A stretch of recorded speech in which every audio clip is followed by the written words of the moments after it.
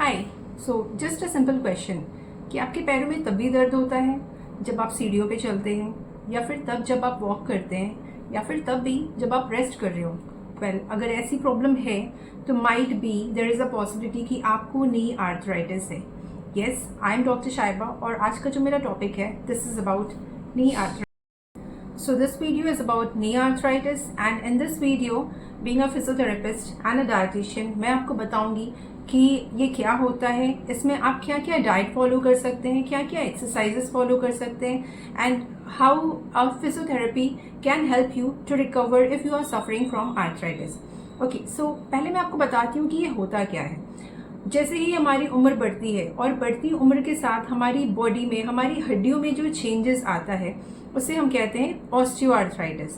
Now if you see, this is the picture of a normal knee. Okay, so यहाँ पे आपको दिख रहा होगा ये जो दोनों बोन्स हैं इसके बीच में गैप प्रॉपर्स है. यहाँ पे कोई कार्टिलेज का डिस्ट्रक्शन नहीं हुआ है. Everything is okay. But if you compare this is a picture of a arthritic knee. Okay, यहाँ पे कार्टिलेज डैमेज है. यहाँ पे जो दोनों बोन्स के बीच में स्पेस होता है वो कम हो जाता है.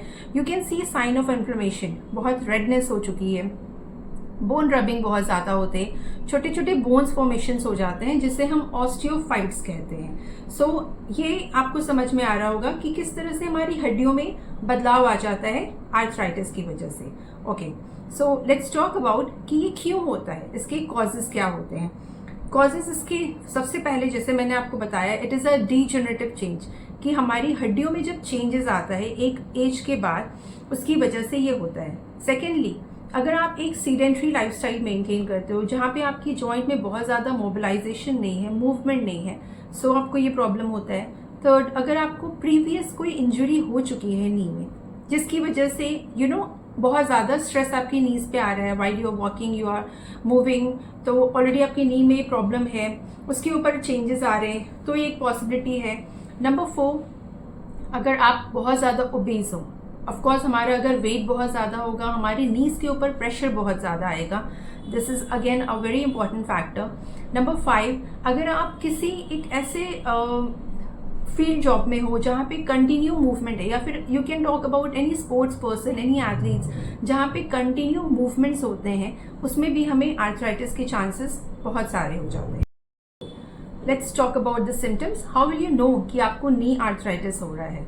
Well, there are various symptoms. सबसे पहले तो डेफिनेटली आपको पेन होगा, स्वेलिंग होगी, स्टिफनेस हो जाएगा. स्टार्टिंग में पेन बहुत कम होता है, एक्टिविटी हम जब करते हैं तो होता है, बट जैसे जैसे ये डिजीज प्रोग्रेस हो जाता है हमारी स्टिफनेस बढ़ जाती है. हम जब मूवमेंट्स कर रहे हो तो पेन होता है, बाद में जब मूवमेंट्स नहीं कर रहे हो तो भी पेन होता है. You will be hearing a popping sound. Slowly slowly एक आवाज़ आनी शुरू हो जाती है. द मोमेंट जब भी आप खड़े हो रहे हो, बैठ रहे हो, तो एक पॉपिंग साउंड, एक क्रैकिंग साउंड प्रोड्यूस होता है. हमारी मोबिलिटी बहुत कम हो जाती है. इफ़ यू से अगर किसी को यहाँ से वहाँ जाना हो उसमें भी उसे बहुत तकलीफ होती है. तो ये सारी जो प्रॉब्लम्स होती है ये हमारे सिम्टम्स होते हैं कि we are suffering from knee arthritis. So now question comes कि क्या हमें सर्जरी की ज़रूरत होती है?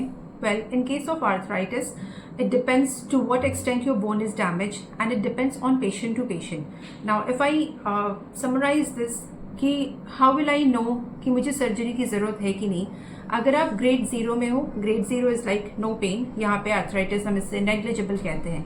इन ग्रेड 1 इसमें क्या होता है कि समटाइम देयर इज पेन, थोड़ा जॉइंट स्टिफनेस होता है, and this like minor tears in the joint, okay, in the surrounding structure.